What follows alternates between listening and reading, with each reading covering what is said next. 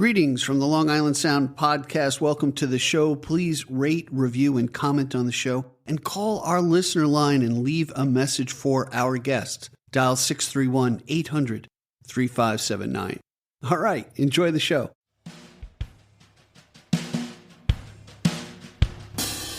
Welcome to the Long Island Sound podcast, where we explore the muse and the music, from the North Shore to the South Shore, from New York City to the Hamptons, navigating the wellspring of original music from singer-songwriters and musicians from Long Island, New York. Hi, I'm Steve Yusko from gigdestiny.com. Stay tuned as we explore the Long Island Sound. Like the rising of the phoenix, the career of Kelli Baker is beginning to soar. You'll be amazed by her music and soulful voice as she debuts 2 new songs. Today I peel away at the many layers of the artist behind the music. Kelli Baker's music is a showcase and lesson to allow ourselves to be vulnerable in art. Bringing her audience along, Kelli sings from the heart, pulling our heartstrings in directions unimaginable. Take a listen to her song, Intimate Creatures. I am what I've been. On just whirling in the world you're spinning.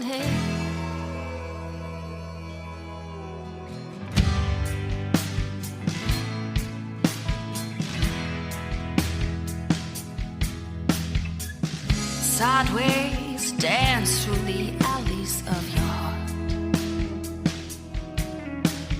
Watch your shadow flicker down the walls that you forgot. So I slide to taste the sin you're sinking in. If I could only save you from the guilt, the ties you witness.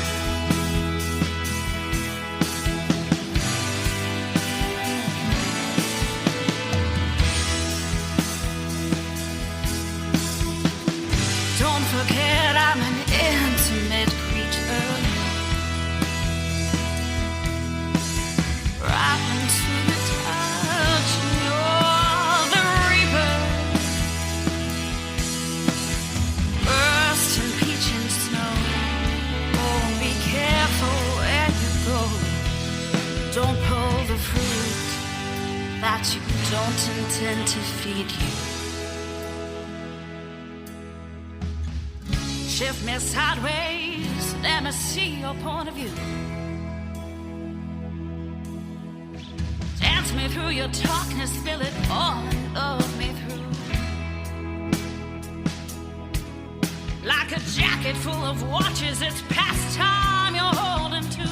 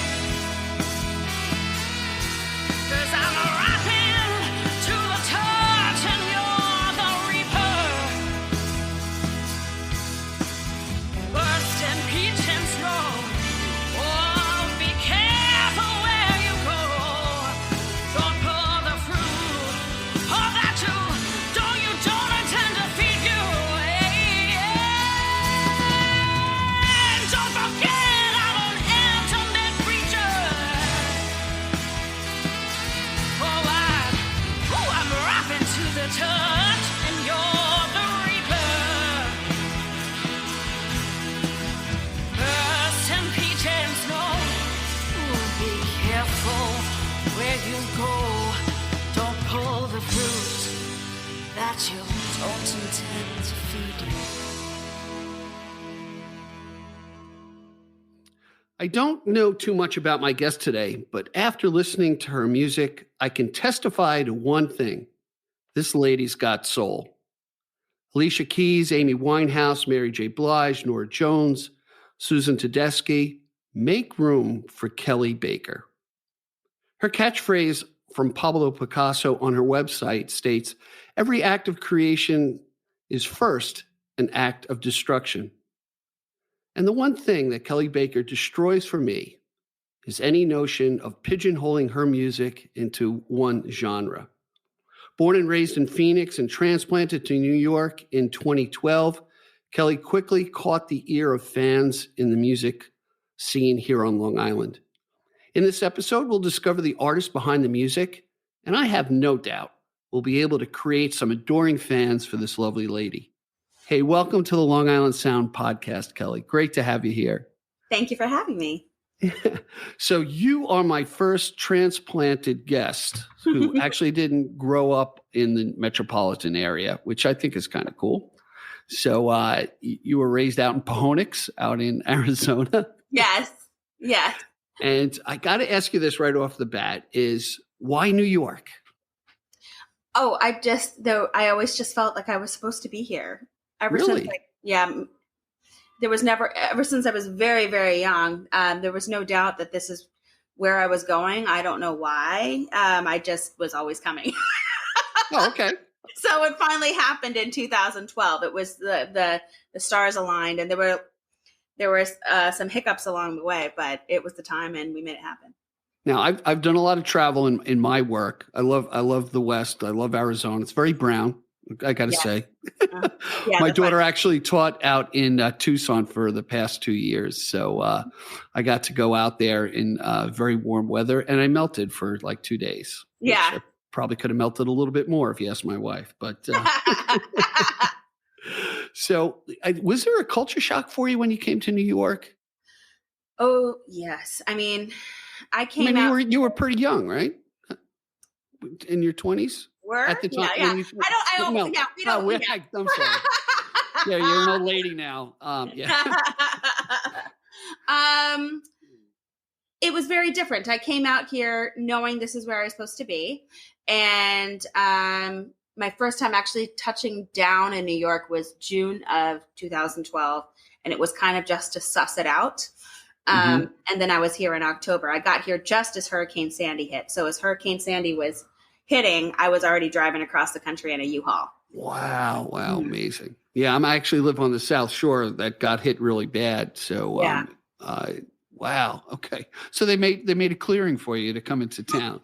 There was a lot, and my experience, of course, is very minimal compared to so many others, but talking about a culture shock, I never saw, or just a shock in general, I never saw actual snow come down.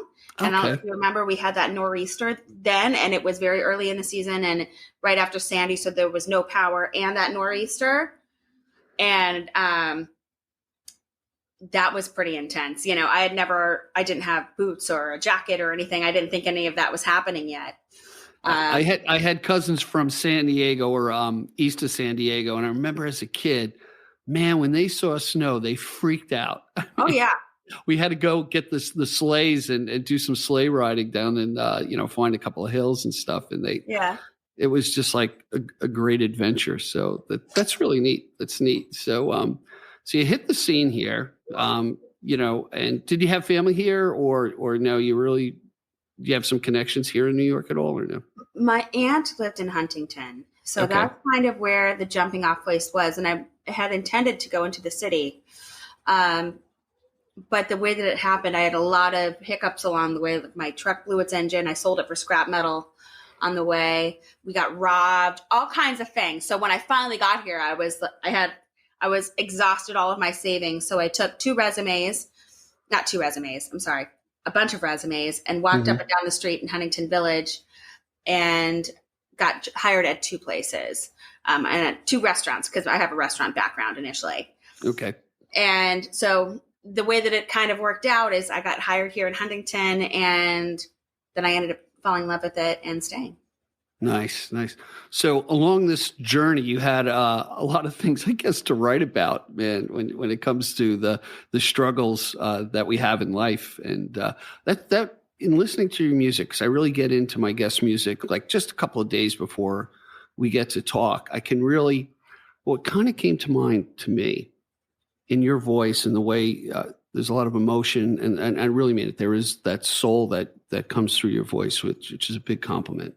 Is that I was thinking about singers like yourself emote feelings that I could never emote. I have them. I can't, and the way you express it just kind of gives a great connection to your audience in how you go about that. So let me ask you and we'll get into the early stuff. What kind of brought you into music, but what drives you to write music? Well, I've always written in a way, but I think that what drove me to write the correct music or the right music was when I stopped caring so much what other people thought.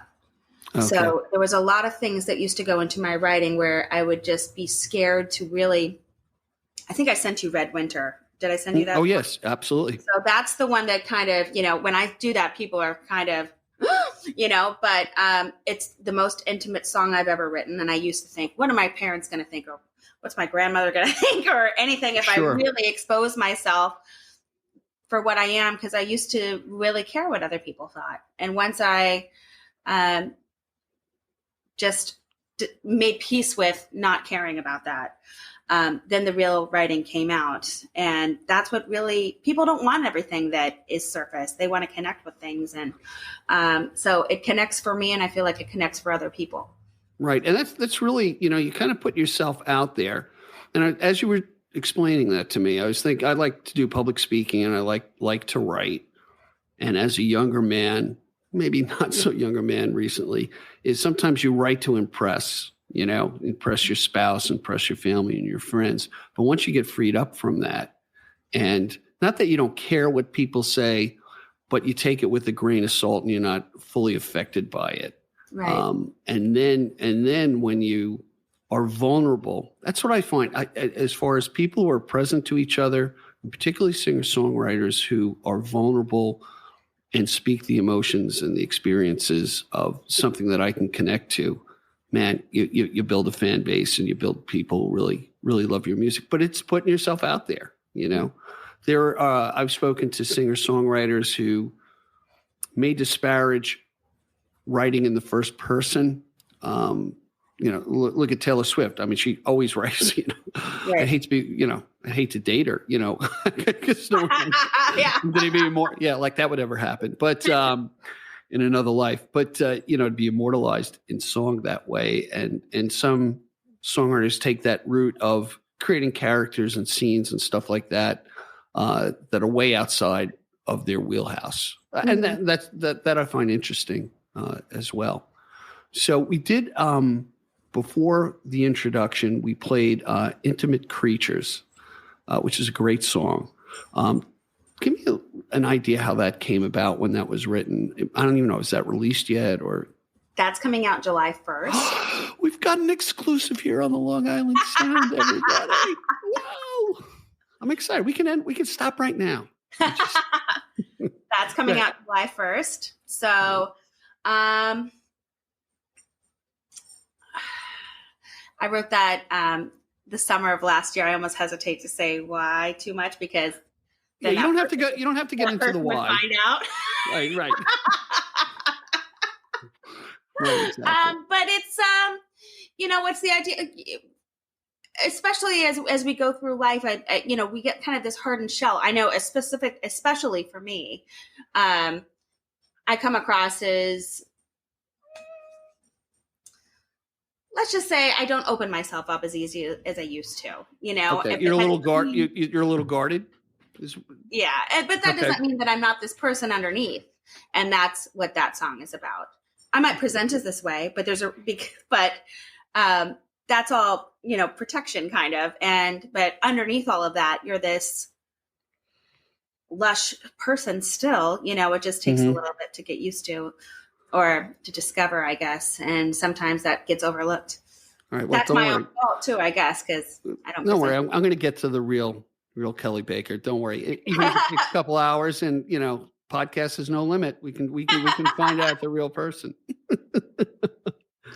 So, how did you find this may sound strange. How did you find your voice in the style of which you sing? Did it come right out of the bat, after adolescence that, because you have a sultry, emotional, soulful approach to things. Was it always that way? No. I remember certain things that inspired me. One was I always did choir, or I was in chorales, and I went to a Christian school, and so music was always kind of around. And I remember seeing a woman named Talitha Scott, and we had this retreat where we would go up north, and it was like a big camp for all of the kids at the school, and we would put on performances. And she was a transplant. She came through from Nashville to Arizona, and she was actually friends with the Judds.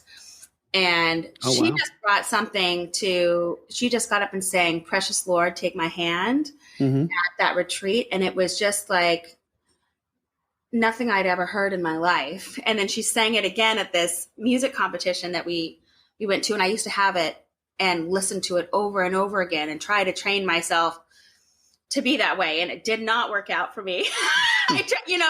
I tried, and the thing about, voice is, I feel if you work on it, now it takes a long, long, long time, like years, but it's just like learning the guitar or the piano or anything. If you can start here and you continually work, there's the work that you do from yourself, but another huge part of it is the people that you surround yourself with and encourage you, because in order to bring the big sounds, you have to feel comfortable bringing the big sounds, and it takes a lot of courage. Yeah, absolutely. So that would be, I would say, the open mic scene that I fell into around 2018 that really brought that out. So that was a pivotal moment for you to look at that. Now, did you take vocal lessons? Did you? I always have the joke. My wife still looking for the money for the vocal lessons I was supposed to take, but did you do vocal training or? Not outside of the choir, but I mean, that was a long time. I mean, I knew how to sing I was in the church choirs, and then I was in audition choral groups, and I did, musical theater as a kid, but as far as one-on-one training, no. Wow. Okay. That's pretty neat. So you found, I guess we're always constantly developing our voice when it comes like that. And you brought something else up, which I want to point out is really, that's another instrument. Your voice, your vocal cords, an instrument. You have to treat it well. You have to warm up. You have to do certain exercises. You just don't, belt it out. You treat it well. I spoke to other singer-songwriters and said, yeah, no, I don't drink alcohol before a show because, I want to be at my best. I want things kind of tuned up, to deliver something out there. And considering the way that you sing, man, I would think a lot of attention has to go to that, to be prepped beforehand. Is that true? Yeah. Oh, tell me you wing it. Just tell me, come on. Yeah, I don't do any of that, Steve. I just go out there and belt it out. I don't do as much prep as I should. I'm kind of bad, and I have to safeguard myself. Yeah, I do a little bit of warming up, but I really shouldn't do that much. But I do end up, I perform about 4 or 5 times a week. Yeah, so this is actually not a podcast episode. This is an intervention. I spoke to your band members. And they said, Kelly, come on. I mean, do the vocal exercises. We don't want you screwing up out there. And why don't we do this? Let's take a quick break. I really want to learn about some of your early influences, and we share a couple of influences in common. So hang on, everybody. We'll be back with the great Kelli Baker.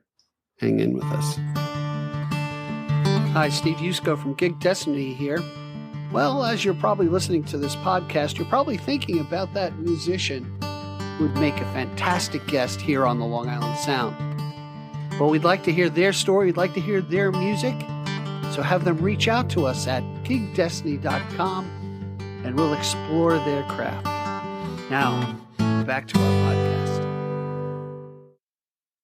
Hey, welcome back, everybody. We're here with Kelli Baker. I'm Steve Yusko, your host for the Long Island Sound. We're having a lot of fun, I think. Yes, we are. Kelli, I want to talk about your early influences. I'm always interested in when did you pick up an instrument? We share a couple of influences in common. The Rolling Stones, obviously. Neil Young. I'm a huge Neil Young fan. My wife curses at me and says, don't try to sing like Neil ever. And what was that other group that you like? Jane, Addicted. Jane's Addiction. Yeah, I just Oh, yeah. checked them out. That Oh, they're new to me as far as an influence. So we'll check them out. But tell me about it. When did you pick up an instrument? What was your, influences to say, yeah, I think I like doing this. I think I can do it. So I always wanted to be a performer in some way. I was always a singer. I play a terrible piano. I played a decent flute at one point, but kind of gave that up. And then at a high school, I got into some hard rock bands and I'm singing then and doing some different stuff. But I was always limited because I didn't play the guitar.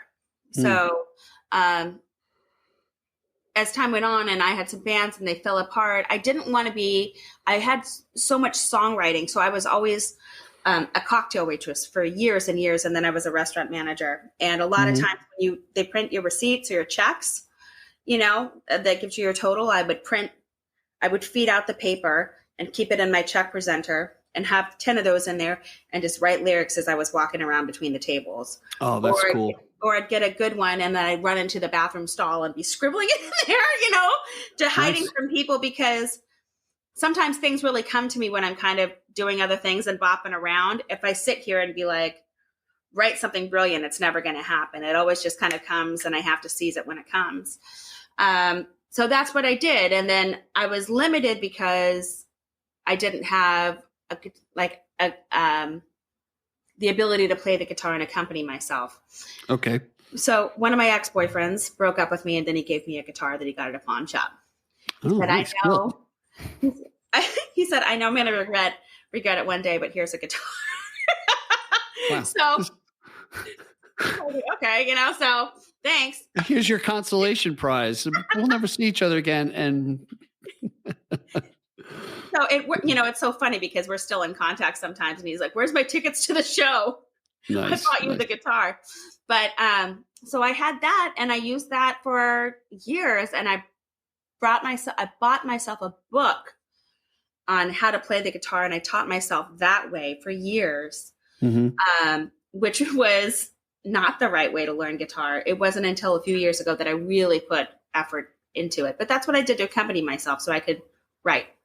Yeah. I tell you what helped me. And I started early in my early 20s, picked up, played the 3 chords and put the thing down for 10 years. Said, this is too hard. What helped me were guitar tabs and YouTube. And once I could see it, I could get it. And then eventually I took some lessons and to get to know the neck and stuff like that. What I think was kind of key is, with these receipts, the check receipts as a waitress walking around, you do what a lot of people don't do. A lot of people are hit, and I'm guilty of this. You're hit with the muse. Maybe you throw it in your phone. I have got lots of stuff recorded on my phone that I'm guilty not going back to, but you act on it. You act on the muse as you get it and you write it down and then you revisit, I'm sure, and you plug it in. And that is, that takes some training to do that, and be consistent. You got to woodshed that almost to be a singer-songwriter, to kind of jump into it. So, all right. Another question, introvert or extrovert? Extroverted introvert. So I like to be out and about, but I also really like solitude. I'll travel by myself. I just got back from a music convention. I went by myself. I have no problem. Well, you went to the NAMM show. Yeah. Yeah, I saw it on Facebook and I was like, oh, I hope she's going to be here tonight. How did you like the NAMM show? I haven't been yet. That's my 4th year. Okay. So I love it. I just it's invigorating every year. Here's a great story. Here's a side. Please. All right. So it's about time, by the way. 2018. That's where everything, you'll hear me kick that year up a lot. And it really was just a catalyst of a time. There were just things that moved into place that pushed me into what I'm doing now, finally. Because I got to a point where I just, everybody gets kind of complacent, right? You get a lot of things that come into your life. And next thing you know, years go by and you're not doing what you thought you were going to be doing. And it was around that time where basically I walked into a backstage at a concert. Somebody brought me backstage at a concert. And I've been backstage at a concert before, but this one was different. Mm-hmm. And I walked in there and I just thought, I've got to get back into this kind of room as soon as possible. It was a really heavy music industry bigwig backstage. Okay. And I just felt like I walked into the room I was supposed to be in.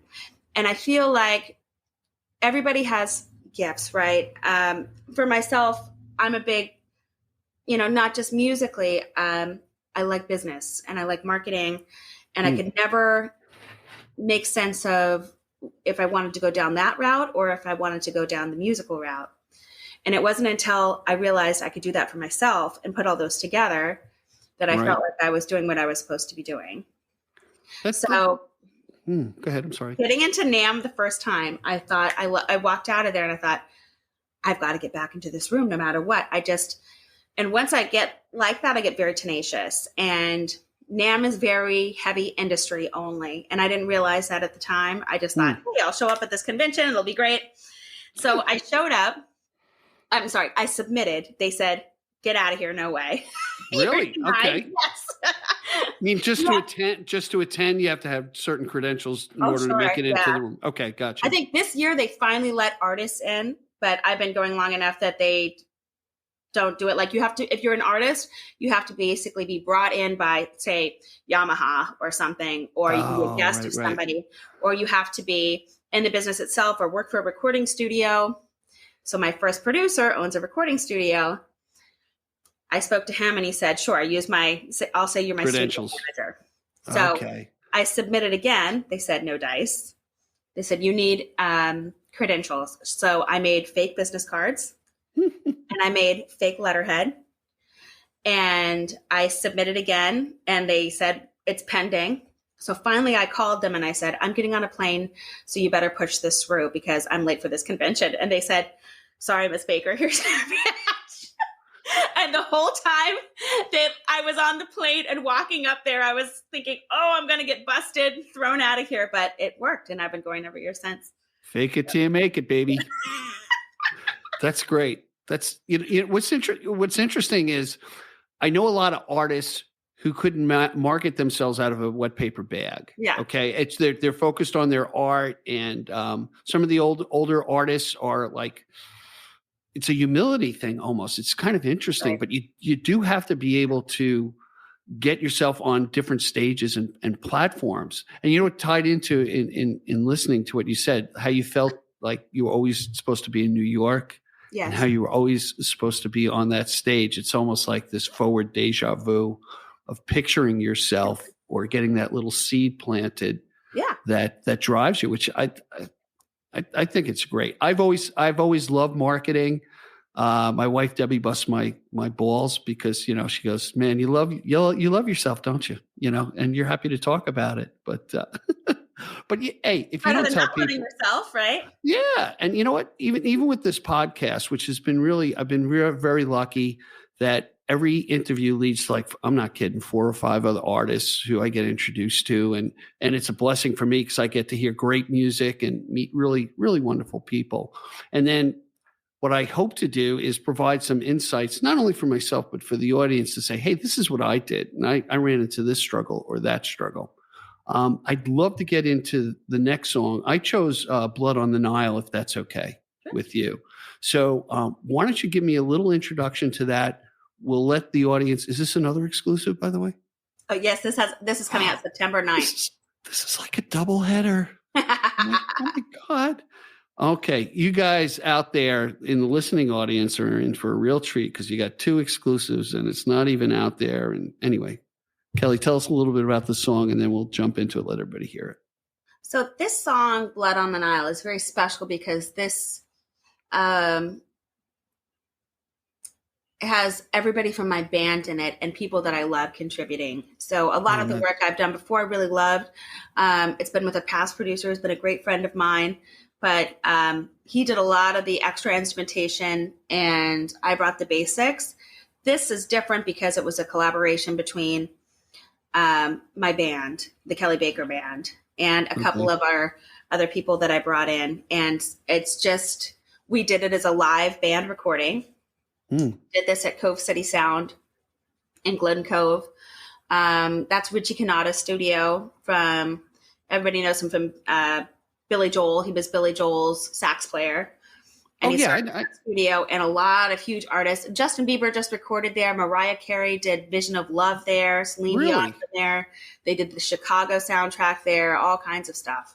Wow. And that's in Glen Cove. And so it was a beautiful studio. I was so happy with the way it turned out, and it seems like the sound just keeps coming more and more together the more that I put out. Nice. So.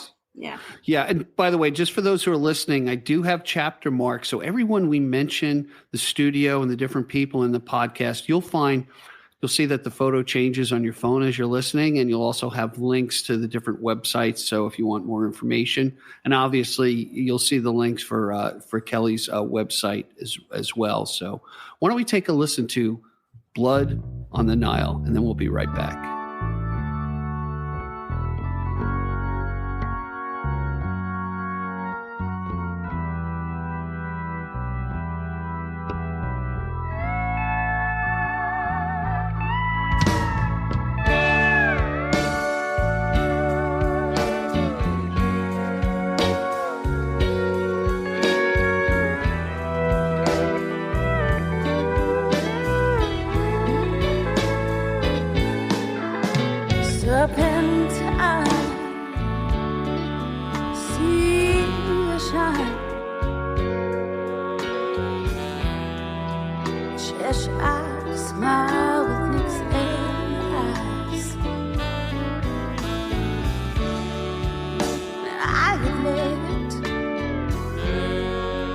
I didn't want to heal it,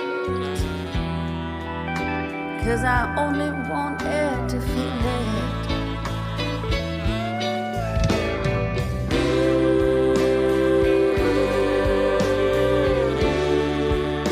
Now your baby's gone,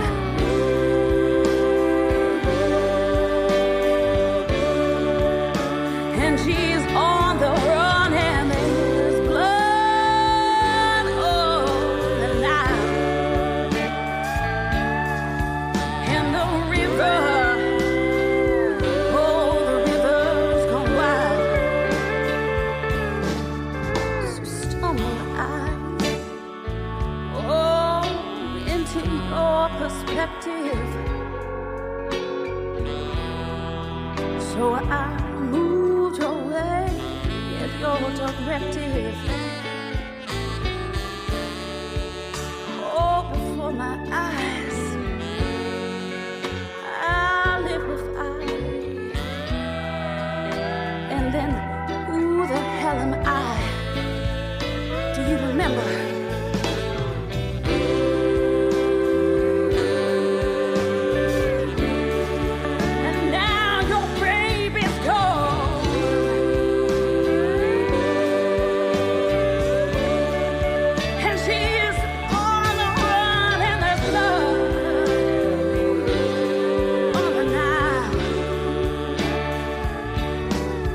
And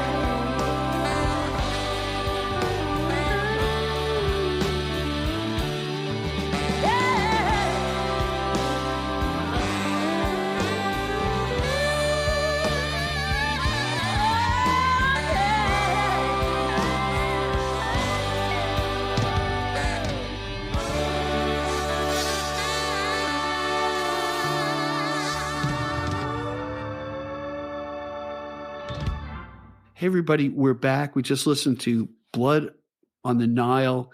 And you had brought something up, Kelli, before the song where you said this was a kind of a collaborative effort. I want you to kind of expand upon that, because I believe there are singer-songwriters who are just sole practitioners. They bring everything in and they work with the producer in the studio to help with the arrangement, but they have it kind of locked up. So tell me how you approach different things or how it's evolving for you. I'm kind of interested in that. I think with my band, it comes to us just really getting a lock on each other, and everybody is so talented in their own way.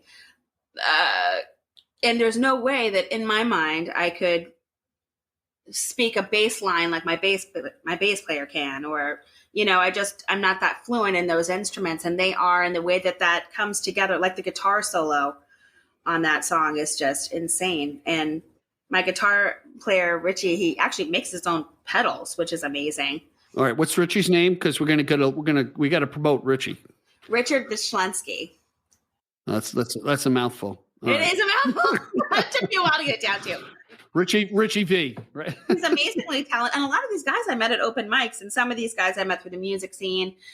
Something that you don't really hear out here a lot is that pedal steel, which has got that kind of sound to it. And that guy, his name is Brother Dave, and he plays all over the island. Okay. And we met at a singer-songwriter showcase at Daisy's Nashville Lounge down in Patchogue, and we've ended up hitting it off and doing a couple gigs together. And I asked him to come in and perform on that. The keeps player is somebody I met at a jam. There's a jam we go to on Wednesday nights in Oyster Bay called the Homestead. Okay. And that keyboard player, he goes there. He's incredible. And I asked him to come in and play on the track, and just all of those things and the energy of all of this in the room together. That's another thing, the live recording, as opposed to recording the bass. You do a few takes and the next guy comes in. We did it all. Wow. Yeah. Yeah, especially now that, the heavy duty part of isolation for COVID, which kind of forced everybody to be in different locations and try that. Mm-hmm. There's something to be said about being face to face, right? And working off each other's energy. Just having the conversation. Yeah. Yeah. So when the band came together over time, is it pretty fluid, or you pretty much have your you have all your people consistently at this point? I have my consistent people. Sometimes we'll have people come in, like Bobby, the keyboard player. He's not available all the time, but when he can, he'll jump in. But that kind of came about. I always wanted to do it, but we played the bitter end in November of last year, and I decided I wanted a full band for that. And then we all just kind of came together, and we've been going forward since. That's great. That's really nice, because things always change, with any band. But wow, that's interesting how you do that. So you mentioned that you had a producer that you worked with. So did you move between producers recently? Because you have about 4 albums out, right? And I think you've been pretty prolific over the past couple of years. Yeah, I've been releasing kind of single at a time, like every couple of months. And the first person I was working with that's Philip A. Jimenez. And he's a great friend. And he's actually one of my best friends. It's her husband. And they were both in Wheatus, which is a big Long Island band. Or started in Long Island. They did that song Teenage Dirtbag that everybody knows. And he was the original producer and percussionist on that.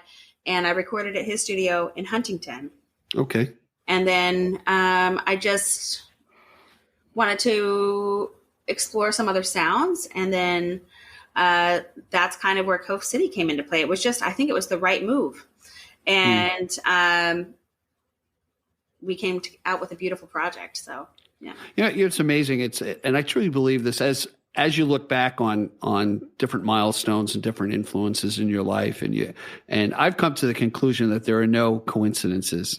Things happen for a reason. You run into this person or that person, and if you're tuned in, no pun intended, to what's actually happening, you recognize, hey, this could be the person I need, or I might be good for them. And I'm sure you've been on other people's albums, or it's pretty much your own stuff. No, I haven't actually. I've been asked to do it, but I haven't done it. Yeah. I mean, I did some older stuff. Okay, so you're very selfish. Okay, all right. Very self-centered and selfish. There's some older stuff that I did that's very dated that We'll find it. Is it on the web? We'll find it. See, No. the onion is peeling. We are peeling the onion. See? All right, so we found that out. See? Well, there's so many surprises here on the Long Island Sound that, you have to listen to the whole episode because God knows what's going to happen. She's going to ask an inappropriate question and stump the guest. No, I have not done that. So switching subjects. I noticed on your website when the About section, your dad passed in 2012, was it? 2015, excuse me. And that was kind of a turning point. So do you want to talk about that and, dad's influence on your career? And Sure. I was very fortunate to have extremely, almost to their own detriment, supportive Okay, parents. Where they would just okay, Kelly, sounds great, and I would have these grandiose ideas and they would just let me do whatever I wanted when it came to these things. And especially when it came to anything creative, they were both just so great and so supportive. So that helped a lot with my courage, I would say. When my father passed away, maybe a couple years before that, and especially after that, the wind was out of my sails for quite some time, and it happened very suddenly and unexpectedly. And I'm also an only child. That was my next inclination. I'm serious, and we have an only child as well. And sorry, I didn't mean to interrupt you. No, not at all. And he's very much a part of who I am. My mother as well. Sometimes you'll see her just coming out and I'll pick her up, and I actually moved my mother here last year from Phoenix. And she'll come up with a Kelly Baker shirt, and she has the phone case and stuff. I'm like, oh my God. You're number one cheerleader. We all need cheerleaders. Absolutely. Yeah. They were so supportive. But it was just, that's another thing that kind of ties into it. So when my father died, it was instantly this whole person, my whole identity of who I was, this person that had these parents that I loved so much. Like I said, it was called the Widowmaker. So it was just lights out, and he was supposed to be coming out here to help with some things. It was a hard time already. And my whole identity, I felt, just got yanked from underneath me. There's the version of you before something like that happens, and then there's this other person, and you've got to kind of find out your navigation on that. And that kind of ties into, if you have this much time, why, if you can, you can't control everything, but if you can control some things, you kind of owe it to yourself to be the best version of yourself that you can be. Because if you're not, you're wasting your own time. So when it comes to my father being a turning point in my life, it was just that sobering realization of how precious life is. And once I was able to navigate through the grief, which took a long time, that was something I took What was Dad's favorite music? Ooh. Well, he liked the Beatles and stuff, but he liked the Stones more than the Beatles. But he liked soul. We went to see B.B. King together. Wow. He liked the Pointer Sisters and stuff. Okay, very diverse. That's great. Where'd you see B.B. King? Did you see him in Memphis? In Arizona. Wow, Arizona. That's great. Yeah, he was a big blues guy, and he would sing karaoke. And I remember going to sing karaoke with him. A couple of years before he died, he just started going out to these karaoke bars, and he was not the most humble person. He would be, I'm amazing. He's like, you gotta hear me. I'm so good. He's like, I should have been doing this my whole life. That's so we went out and did that. I'm glad we had those times together. That's really wonderful. That's great stuff, man. It's interesting because we have an only daughter named Faith. She's very creative. I think Debbie and I were very encouraging. she is bold and fierce, and she loves the microphone as well. And she's done things that just really kind of amazing. We both Debbie and I look at us and go, wow, that's just it's the little things, and we take a lot of pride. We spent our whole life telling her what, hey, don't do what mom and dad did because we screwed up doing this. Just do the opposite. And it worked out for her. So far, so good. So it's just, yeah, parents have a great, did they, your parents play instruments as well or no? My mom played the piano, my dad didn't play any instruments. I wonder a lot, had, certain situations presented themselves, like had he been in a more singing environment, a more musical environment, what could have come out of that? Because a lot of it is just sitting in you and you don't know until it gets brought out. It's amazing when someone passes, and I'm a heck of a lot older than you. It kind of dwells. I told him I'm going to awake tonight, and in an instant someone's not there, and we all reflect on this. We all reflect on, and what I've been reflecting on the past year or two, especially with COVID, is trying to be more present to people, and to when someone's talking, to really listen to them. It's tough with technology, getting disrupted. But man, when you can just listen, I'll just tell you a quick story. We had this guy, Chat, pass away. They called him Chat because he liked to talk a lot. He had great stories. And in hindsight, in knowing Chat just wanted you to get to know him through his stories. And you know what? And we all have guilt of not being more attentive when we should be. But you know what? The next time I'm going to be a little more attentive, to try to be present. Anyway, in that somber note, geez, yikes. I always get on a little soapbox once in a while, and it drives the audience away. It's an amazing thing. Hey, I'd like to get into your third song. If you tell me this is an exclusive too, I'm going to freak out. No. God. Okay. No. All right. By the way, she really does have stuff that's published and out there on all the major platforms. Okay. Because everyone's guessing now, another exclusive. Does this girl actually have stuff that's out there? But tell us a little bit about Red Winter. So that was kind of, sorry, my cat was attacking me. That's the most personal song I've ever written. And you could go you could just type in Red Winter, Kelli Baker on Google and read the lyrics when you listen to it. And I recommend anybody that listens to it to do that, so you can kind of sit in the song with me. But we'll do that in the chapter marks. Okay, cool. Yeah. I basically take all of my guts and I put them on the table. And it's obviously about a relationship with somebody. And that's kind of what kicked everything off. And I wouldn't say it had anything to do with that person as much as that experience needed to happen to be a catalyst. And I had to be in that kind of emotion to spur that kick to get moving. So I feel that I was misunderstood, and it's about, so I could, we could sit side by side our whole lives, and yet we could have two completely different perspectives. Sure. It's really just what a lot of it is on the information that's presented to you and your own experiences that bring you to other conclusions or perspectives. Right. Absolutely. Right.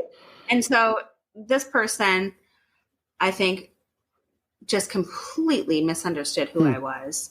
And there were factors there that enabled that to happen. And for me, I'm very vocal and I like to explain myself, and I said I'm guarded, but I'm also very, I like to get my point across. And if I'm misunderstood, I like to be able to speak my piece on it. And that wasn't able to happen, which was very frustrating. So that's where that came out. And if you I'd like to meet this other version of me, the one that you wrote in your head and believe. That's one of the lines in there. And then it says, the one you imagine is this, and it goes into that. And that's what all right. Out of that Let's song. take a listen to Red Winter, and then we'll be right back after the song. Check it out, everyone.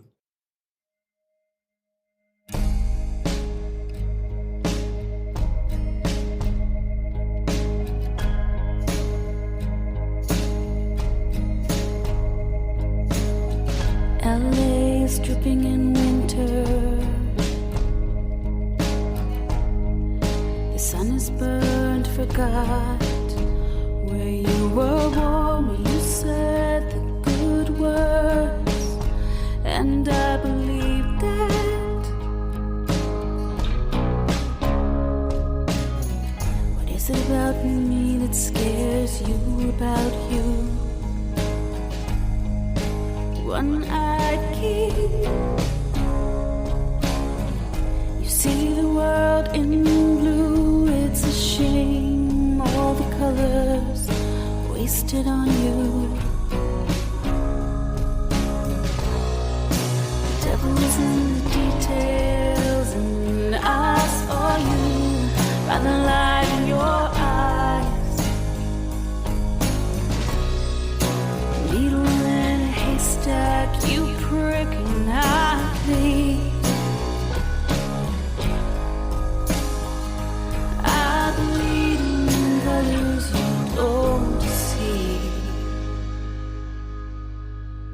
But baby, you like New York City, dirty and home to me. 30 days scream, sweet soaked melody. You slip through these fingers like you've never been in this skin. When the world fell in love with you, well, that's how the world ends. 'Cause you burn it down before you let it keep you somehow. And I'm sorry I ever set foot in that mother of town. Bleeding red like the words you said, red like the red like the night of chains, red like this crazy pain. The sun has fallen, my heart, oh my heart. Red like the warm that it was at the start. Red like the roses that fell from my hips, the honey that flowed from my ruby red lips. Red like the text that I saw by mistake. Red like this burning, this fire and this ache. Red like the colors you don't care to see. And I don't think you've ever really seen me. And I'd like to meet this other version of me, the one that you wrote in your head and believe, the one you imagine is moonstruck and sad, pining and bitter, stalking and mad, head to the glass with her hands full of fists. Who never quite felt something like this? It purrs to your rhythm and it beats to your drum. Oh, honey, I've come. Oh, the fat lady has sung. And have you seen her lately? Do you know her? I don't. She's somewhere in that me that you wrote, the one that you left and should have called. It's too bad you don't know her, and you don't know me.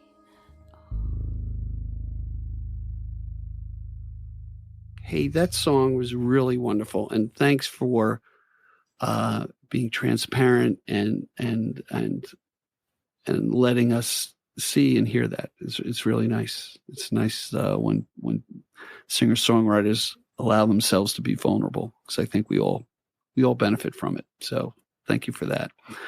I did mention to you during the break, I listened to the song Cathedral. I thought that was a great song too. I invite people to check it out. It was just, Thank you. Did you record it in a studio or in a church? Because it sounds like you did. So I recorded that at Blockhead Studios in Deer Park. And I got that idea. I was actually traveling by myself, and I was in Paris, and I was at the Sainte-Chapelle, and they have the stained glass windows, and Sure. each one of them tells like a parable, right? And then I got to thinking about how these pieces of glass come together and make these stories. So when you're thinking about putting that in perspective in your life, when you get broken and shattered, but then you can put them together and it makes this colorful version of who you are. And so that's kind of what very nice makes up people. Well, I tell you, you have some future ahead of you. I mean, I get excited about a lot of guests, but I really want to listen to more of your music. I can't wait to see what else you have coming out. Thank you for the exclusives. I'm gonna go to the mountaintops and talk about that, because it's really cool for me that you didn't do it on purpose, but it was nice, and I appreciate that. You're playing. I saw on your website you're playing all over, Long Island. On the Gig Destiny site, we'll definitely repost the different places that you'll be playing. Play both solo and with your band, right? Out there and about. So let me ask you one last question before we kind of wrap up: is where do you see things going for yourself? I mean, I think it's going good from what I can tell. Well, it is fine. Now I'm a professional musician at this point. So this is what I do, which is wonderful. I mean, what can you ask for more than that, really? And then I'm just going to keep going and see where it goes. But I'm definitely, I'm doing it. So where do I see myself going? I see the band coming along really well and making some great music. I mean, I'm telling you, when we're in a rehearsal space together, and now we've gotten to know each other so well that we're like, hey, how about we add a harmony here? How about we do this? Right. And we're all comfortable putting our own spin on it.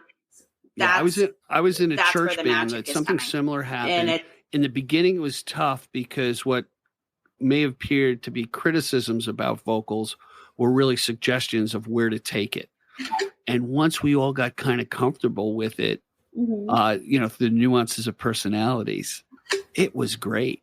We produced some really kind of cool stuff. We had ladies who were great vocalists that I learned a lot. To me, it was a music lesson every Wednesday. And if you heard me play, you would be like, yeah, he needs a lot of Wednesdays to learn some more.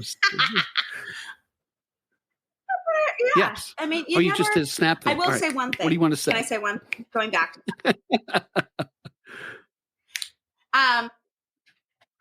This is just on that note, right? So people bringing things out in each other. So when I started going out to open mics again, that was that time period a few years ago. My friend's dad dragged me to this open mic. I was, I had kind of given up on music. I was just playing in my living room and putting videos out on YouTube, but I was terrified to play in front of other people. Play guitar, I could sing in front of other people easily, but playing guitar was very intimidating to me. And I went to an open mic in Huntington at the Nag's Head, and this guy dragged me there. He said, I'm going to do it. If I'm going to do it, you're going to do it. I said, okay. And I went, and I was not good. My guitar was awful. I think it was awful. But the host came up and said, you know what? That was great. You should come back. And for some people, that's really what it is. It's like, I just really want to stress how important that is. Just to make that first step, that's huge. To go to an open mic and put yourself out there like that, it's really, really, really hard. And to have anybody come up and say, you know what, that meant something to me, or that was good. Sometimes that's all it takes to spur this magic moment with people. And I just try and encourage people to encourage others as much as I can. Yeah, I think, my opinion on the open mics, people are there to encourage and be cheerleaders. Yeah. They want you to be successful. They know you're nervous. Same thing with public speaking. You find a couple of those eyeballs that are encouraging you with their body language, and you tackle it. So thank you for that tip, because that's what people need to hear. I end my podcast this way.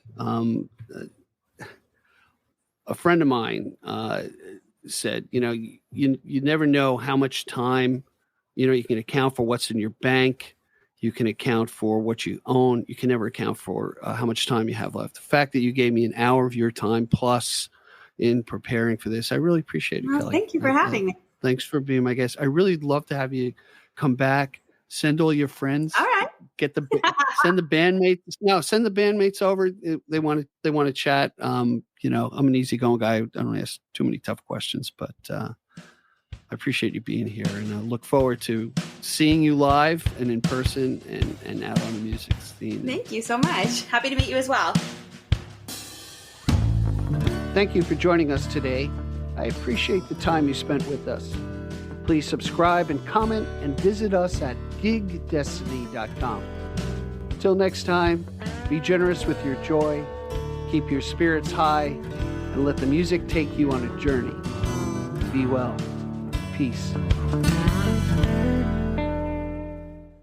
Thanks so much for listening. Please rate, review, and comment on the show. We really love to hear from you. And call our listener line at 631-800-3579. Again, thanks so much. Be well.